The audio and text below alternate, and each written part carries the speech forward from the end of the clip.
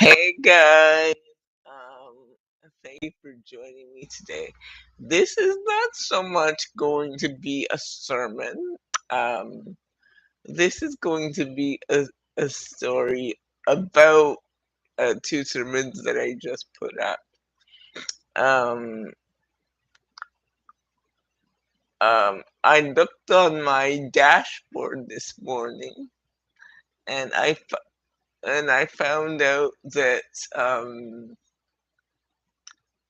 uh, oh God and God esteem when oh God went up a lot, like from 1 to 13, and God esteem went up from 1 to 4, which is kind of my regular. Between 4 and 6 is like my regular for my videos. But God esteem shot through the roof. No, but oh God shot through the roof at 13, and and I and I thought I should tell you the story of that, not the story of the sermon, but the story behind the story. I actually put those two videos up um before like two. I think I put up oh God about um at the beginning of I put up oh God at the beginning of the week. I think maybe Monday or Tuesday. And God esteem I put up kind of like two two-ish weeks ago. And and I'm not the kind of uh YouTuber that focuses on numbers and telling people to subscribe. I don't like that for myself, but I see videos that people say subscribe before you've even watched the video. It drives me nuts. Um, you'll get my philosophy on subscribing and liking if you watch my introductory video. I talk a bit about my philosophy. My philosophy is the subscribe button and the like button says I want to be uh no, the subscribe button says I want to be connected to you. So just because I watch one video doesn't mean I want to be connected to you. Um, and doesn't mean I will subscribe to you. And uh, that is something that I hold to. And the like video is like, I really like this video, so uh, I'm gonna tell the person I like it. But I know because of YouTube rules and because the more likes you have is the more it gets out there, and the more subs you have, the more it pushes you up on the roster, and that's how YouTube works. And people like just say subscribe. I know why they do it. I just don't. I just don't do it because I think people are intelligent enough to know what they want to be connected with, what they like, what they don't. I think people are intelligent enough to know that, so I don't need to tell you constantly to subscribe and share or whatever. Because I know that if you like something, you can share it. Because you guys can read the button just as much as I can. So I don't need to tell you share this, subscribe to it. No, you guys are intelligent enough people to know if I like this, if it touches me, I'm going to share it. Or it may be a specific person. You're like, oh my gosh, I think this person needs to hear this. And so you might share it on their Facebook wall or something.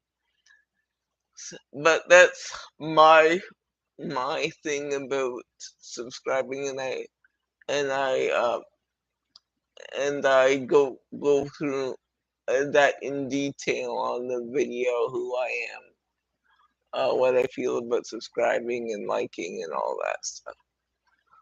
Anyway, so because I don't push that, I'm always surprised when my videos go up. So just to tell you that Oh God video was there for days, still at 1. And then I was like, okay, that this message is really important. Uh, how do I get it? Um, you know, to more people. This message is really important.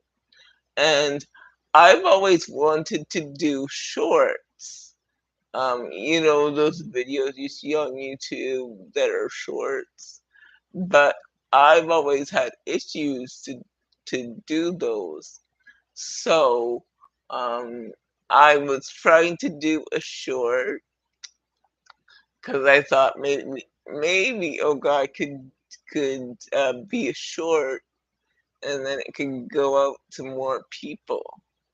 And then I was like, Oh God is 5 minutes. It's too long for a short.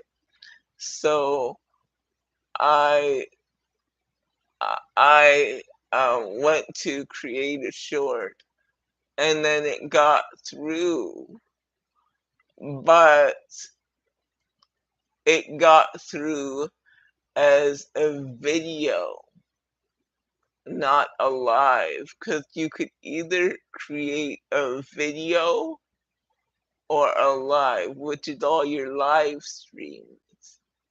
So, but when it got to a video, that's when God just breathed on it and people started watching it. And I'm just so grateful. So I said all of that to say, um, Oh God was up for about 2 weeks and no one watched it. And then all of a sudden, when God said it was the time, it started going up and up and up and up and blessing people and all of that stuff. So God's timing is everything. And this is a God story because, like, when I put it up, it wasn't the time. But when God says it's time, He moves at His own time. A lot of you that are waiting and waiting and waiting and wondering,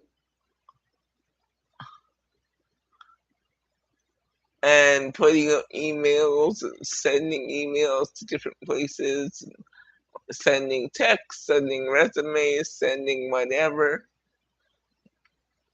He's like, it's just not my time yet. Because when it is, you can't stop it. You can't stop it. I didn't tell 13 people to watch Oh God. God just breathed on it. And He just did what He did. And God's timing is perfect in every way. And I think when you go against God's timing and try and rush ahead of Him, it doesn't work, because ultimately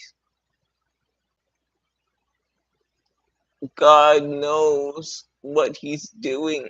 He knows when the moment is right for what you're doing or what you're sending. and He knows what you have to put into the world, and He wants me to say to you today, your labor is not in vain. All your hard work is not in vain. And just to keep going and not quit.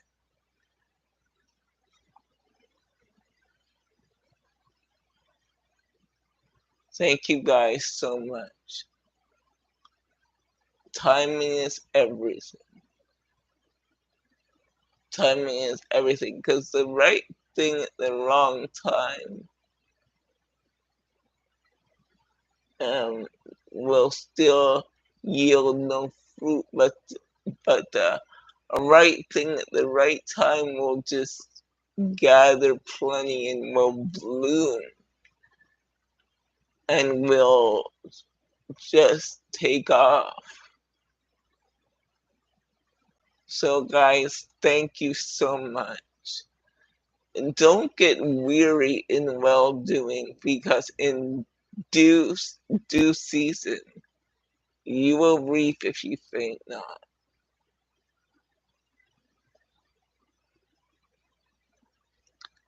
And I know in the middle season where you see nothing, where you reap but you're seeing nothing, it's hard. But don't faint in the middle season. The middle season is not where you faint.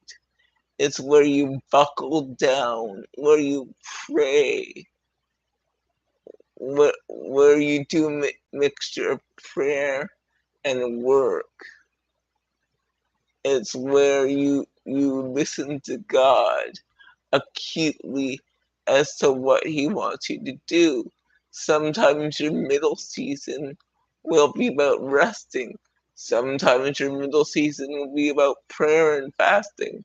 Sometimes your middle season will be about working. And when I say middle season, I mean the season where nothing seems to be happening, where you've sowed, and then nothing, no reaping, no anything. It seems to be dry. The middle season is the season where God is tilling the soil and getting ready to do what He's going to do in your life. And you will have many middle seasons where nothing seems to be happening. Hold on in the middle season. Learn in the middle season. Get all the information you need in the middle season. Because in that info you're gathering now will be will be um will be essential in the season of plenty. Um, it makes me think of Joseph, when he was in during the famine and everyone was starving, and then he said before the season of famine, he said to the Pharaoh how he needed to collect um, grain because things were going to go dry, and Pharaoh listened to him, and it was because of that when everyone else was starving, his land had plenty because he collected in the season of famine, which I'm calling here the middle season. Many of you are in your middle season where nothing is happening, where you've sown, and you're just waiting. And I'm not here to tell you that your season of plenty is coming. I'm here to tell you today, steward the middle season well. Collect all the information you need to collect. Ask God what you should be learning in this season, what you should be gathering in this season, the tools you need for your next season. Don't spend your middle season just waiting and twiddling your thumbs. Your middle season is for information gathering, it's for getting ready for what God has planned for you. And He will bless you in that middle season, and He will show you who He is in that middle season, in the season of what uh where it's not plenty, or where nothing seems like it's happening. Behind the scenes, God is working on your behalf. I have to say that to somebody. Behind the scenes, in your middle season, God is working on your behalf. But you have to trust Him that He's working on your behalf. And it's not easy. I know it's not. But He is working, and He does love you, and He does have good things in store for you. And the middle season is hard though, because it's so empty, because usually you see something that has not been manifest yet. But um so, uh two pastors said almost the same thing. One of those pastors said, if you see it before you see it, then when it comes, no, he's this pastor said, if you don't see it before you see it, when it comes, you will not recognize it. And the other pastor said, if you don't see it before you see it, when you see it, you will not see it. So that's what the middle season is for. So you might be getting snippets of visions and dreams, and you, you might be getting snippets. Because for me, I get snippets. I could be standing in my office, which I'm standing in right now, but then I get snippets of meeting this person and how I would say to this person, and I'm in my head because I'm seeing it before I see it. So when it finally happens, I'll recognize that it's God that brought me here. So I literally will say I'll be standing by myself. I'll be like I'll be like um I'll I'll be like but in my mind I'm sitting in a writing session with this person, or I'm in a meeting with this person, or I'm preaching on uh this at this church or whatever. And it's not that I want those things. I don't want those things. It's just God is showing me, okay, this is what I'm taking you, and this is where I'm taking you, and right now, this is why you're learning the lessons that you need to learn. And just hang in there like a good soldier. Stay in the fight. I'm teaching you how to deal with people. I'm teaching you this. I'm teaching you that. I'm showing you things prophetically so that when you get into rooms where you're talking to pastors and leaders and teaching all of that stuff, then you know that not only it's me, but you know that I carried you there. And you're living in the fruits that you saw in your office. Nothing is more valuable than tool gathering or than information gathering. A lot of uh, people waste the season of waiting. They just they just wait passively, which is you just wait like without doing anything.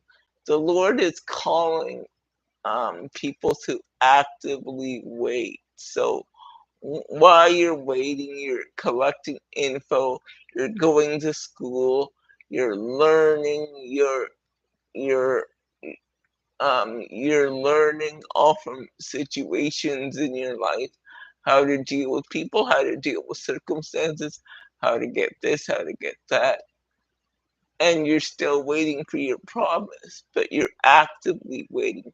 You're waiting, but you're active. You're waiting, but you're full of activity. You're waiting, but you're reading about your business. You're waiting, but you're learning and you're talking to people about your business, about what you want to do.